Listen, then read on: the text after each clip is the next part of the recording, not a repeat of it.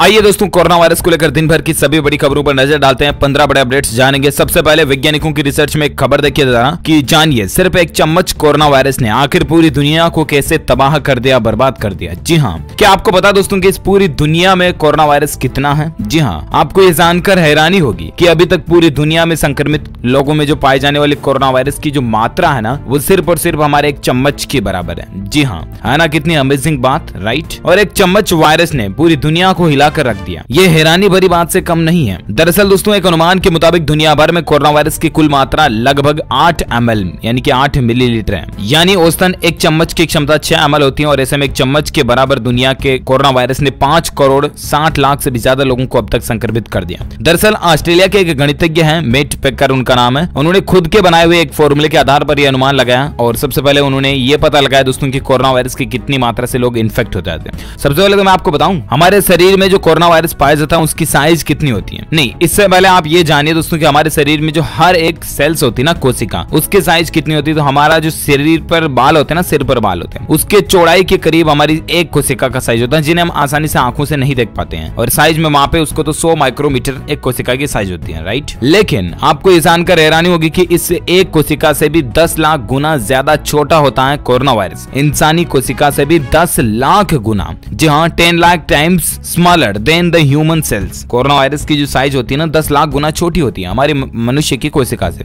तो पूरी दुनिया में जो कोरोना वायरस की मात्रा वो महज एक चम्मच के बराबर है। ये वाकई में बहुत ही चौंका देने वाला फैक्ट भी है। चलिए अगली खबर देखिए कि कोरोना वायरस पर टीके के असर पर कम भरोसा था, लेकिन फिर भी बेहद अच्छे परिणाम टीके दे रहे हैं। दरअसल दोस्तों, कोरोना महामारी की लड़ाई में भारत सहित दुनिया के अन्य देश काफी हद तक आगे बढ़ चुके हैं। इस लड़ाई को निर्णायक मोड़ पर ले जाने में टीका अपनी अहम भूमिका निभा सकता है और इसकी खोज में ज्यादातर देश लगे हुए हैं और उनकी खोज में काफी सफल परिणाम भी आ रहे हैं। विशेषज्ञों ने दोस्तों विज्ञान के योगदान को ऐतिहासिक बताया। वैज्ञानिकों को सबसे ज्यादा इस बात का डर था कि टीका खोजने के बाद उसकी प्रभाविता को लेकर भरोसा काफी कम था, लेकिन बावजूद इसके मानव परीक्षणों में कोविड टीका बेहतर परिणाम दे रहे हैं। ICMR के वरिष्ठ अधिकारी विशेषज्ञ बताते हैं कि कोरोना वायरस के टीके के असर को लेकर ही WHO ने कहा था कि कम से कम 50% प्रभाविता मिलने पर ही टीका को वैश्विक स्तर पर अनुमति प्रदान की जा सकती है। उस वक्त WHO ने यहाँ तक कहा था कि टीका वायरस से 100% राहत नहीं दे सकते हैं। हालांकि कुछ समय बाद जब पहला और दूसरा तीसरा परीक्षण पूरा हो तो ज्यादातर टीके की प्रभाविता 90 से 94% तक मिल रही है। यानी कि जिन लोगों को टीका दिया गया उनमें से 94% तक एंटीबॉडीज मिल रहे हैं। अमेरिकी कंपनी फाइजर अपने टीके से 95% और रूस की कंपनी स्पुतनिक 5 से 92% एंटीबॉडी मिलने का दावा किया जा रहा।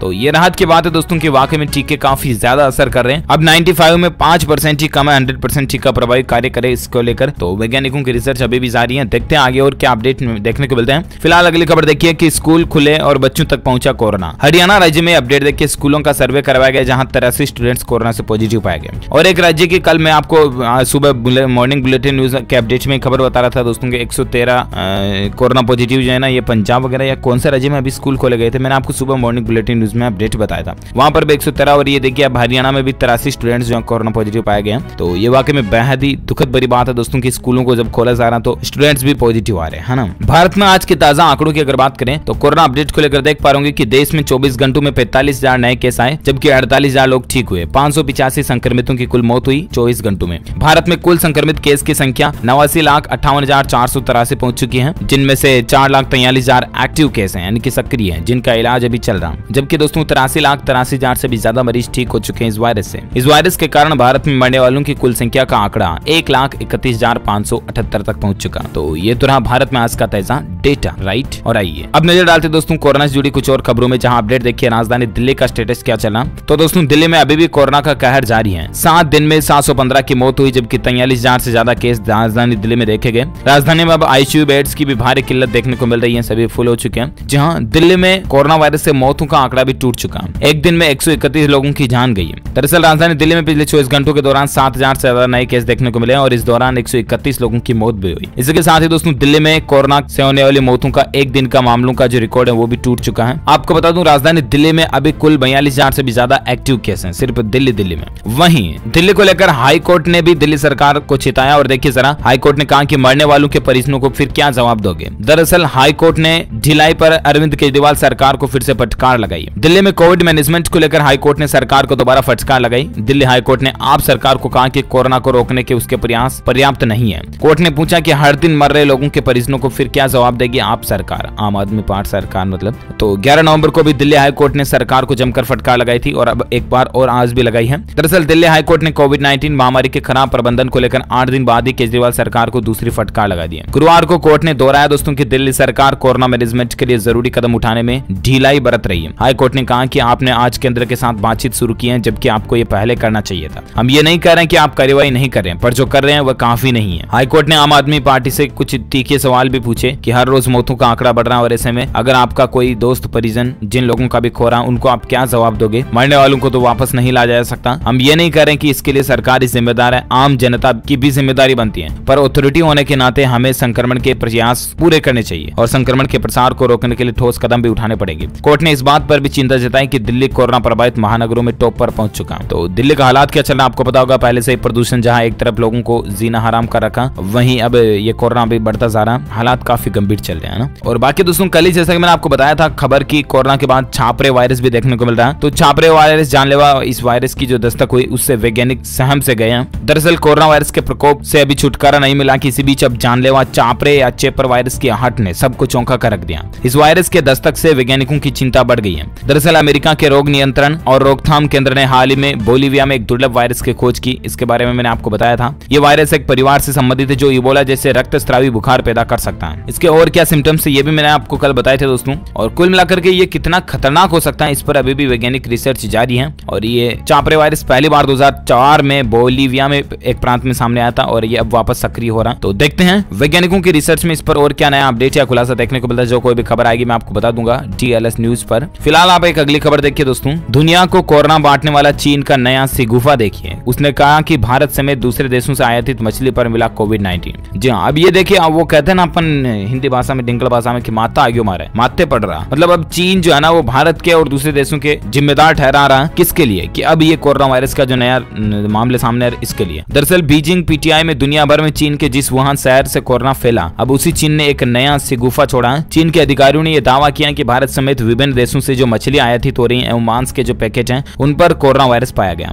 सनद रहे अमेरिका समेत दुनिया के कई मुल्क कोरोना फैलाने के लिए चीन को जिम्मेदार ठहरा चुके हैं और कई देशों का कहना है कि चीन में जांच विज्ञान आधारित नहीं है और इससे व्यापार भी बाधित हो रहा। दरअसल चीन सरकार संचालित ग्लोबल टाइम्स ने बुधवार को अपनी एक रिपोर्ट में कहा कि चीन में एक दिन में भारत, रूस और अर्जेंटीना से आए कोल्ड चेन आयात पर कोरोना वायरस पाया गया। रिपोर्ट के मुताबिक दोस्तों भारत से आए फ्रोजन बटरफिश के 2 पैकेट और रूसी फ्रोजन साल्मोन मछली का 1 पैकेट और अर्जेंटीना से आया ब्रोजन बीफ का 1 पैकेट जांच में कोरोना से पॉजिटिव मिला। चीन के अधिकारियों ने कहा कि 20 देशों की पैकेजिंग पर कोरोना वायरस के ट्रेस पाए गए। ऐसा दूसरी बार है जब चीन के अधिकारियों ने भारतीय मछली पर कोरोना वायरस पाए जाने का दावा किया। और बाकी उल्लेखनीय है कि अमेरिकी राष्ट्रपति डोनाल्ड ट्रंप समेत दुनिया के कई नेता कोरोना वायरस दुनिया भर में फैलाने के लिए चीन को ऑलरेडी जिम्मेदार ठहरा चुके हैं और है भी। जो कुछ भी क्लियर है वो तो पूरी दुनिया जानती ही है। चलिए इसी बीच दोस्तों राजधानी दिल्ली को लेकर और एक खबर ये भी चल रही है कि दोस्तों दिल्ली में कोरोना वायरस पर एक सर्वदलीय बैठक भी हुई, जहां दिल्ली के मुख्यमंत्री अरविंद केजरीवाल बोले कि मास्क नहीं पहनने पर 2000 रुपए तक जुर्माना भी लग सकता।